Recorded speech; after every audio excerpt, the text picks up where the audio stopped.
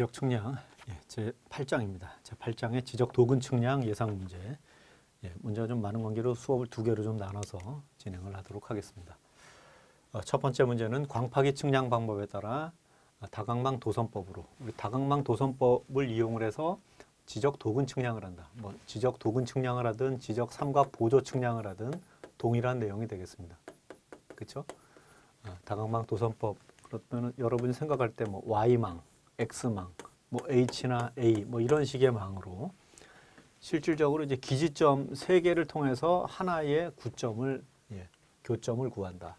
기지점 뭐 한 네 개, 이것도 네 개가 되겠고 좌측 Y와 X는 교점이 하나가 되고 지금 우측의 그림은 교점이 두 개가 되는 거죠. 그래서 이제 교점을 보면 이렇게 두 개, 이렇게 두 개가 되는 거죠. 그렇죠? 그리고 기지점은 뭐 세 개에서 출발하든 뭐 네 개에서 출발하든 그래서 최소 몇 점 이상의 기지점이 되어야 되냐면 3점 이상의 기지점이 되어야 된다. 순서를 좀 바꿔서 놨는데 이렇게 돼야 되겠죠. 그래서 답이 2번이 되려 그러면 보기를 좀 바꿔 써야 됩니다. 2, 3, 5, 7 뭐 이렇게 가야 되는데 순서를 좀 다르게 적어놨네요. 그렇죠? 그래서 2번이 답이 맞습니다. 자, 그 다음에 2번에 컴퍼스 법칙. 일반적으로 이제 컴퍼스 법칙이 있으면 트랜시 법칙이 있겠죠. 트랜시 법칙과 컴퍼스 법칙. 그래서 일반 측량의 응용 측량의 트래버스 측량을 여러분이 생각을 해보시면 트래버스 측량의 가고차를 조정을 하고 가고차가 조정이 된 상태에서 방위각에 의해서 위거 경거를 구하게 되면 지적 측량의 용어로 하면 종선차와 횡선차를 구하게 되면 각각의 종선차, 횡선차를 조정하기 위해서 우리가 거리에 대한 정밀도, 즉 위거 경거에 대한 오차를 조정하죠.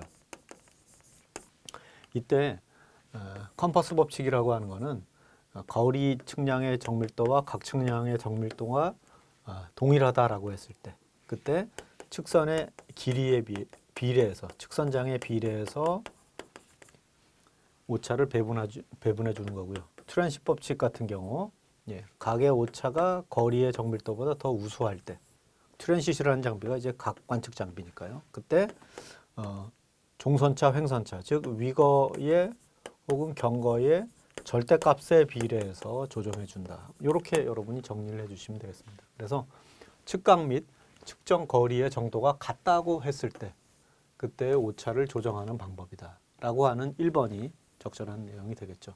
그래서 측각 정도가 측정 정도에 높다. 측정 정도보다 높다. 이건 이제 트랜시 법칙으로 한다 그랬죠. 그의 반대 경우도 뭐 있지만 사실 거리의 정밀도가 각의 정밀도보다 우수하다라고 하는 게 최근에 지금 토탈 스테이션 같으면은 각의 정밀도나 거리의 정밀도를 같다고 보는 거죠. 그래서 최근 측량 장비가 다각 측량을 하든 다각 측량 같은 경우 뭐 그런 경우 각도도 재고 거리도 잰다라고 했을 때 우리 도근 측량 같이 각과 거리를 동시에 잰다라고 했을 때 토탈 스테이션은 각의 정밀도와 거리의 정밀도가 동일하니까 이거를 컴퍼스 법칙에 의해서 조정을 한다. 컴퍼스 법칙이 그러니까 대부분의 문제에서 나오게 되는 거죠. 그 다음에 측정 거리의 정도와 측각 정도가 비교할 수 없다고 인정된다. 이건 뭐 말도 안 되는 얘기죠. 비교할 수 없으면 뭐 조정도 할 수가 없는 거죠. 그래서 컴퍼스 법칙은 1번 측각 정도와 거리의 정도가 서로 같다라고 보는 거죠. 그때 조정하는 방법이 된다. 자, 3번에 경계점 좌표 등록부를 갖춰두는 지역의 측량 방법 기준에 대한 내용으로 옳지 않은 것은 각 필지의 경계점을 측정할 때 도선, 방사, 교회법에 따라 좌표를 산출해야 된다. 도선법도 쓰고요. 방사법, 교회법 다 쓰게 됩니다.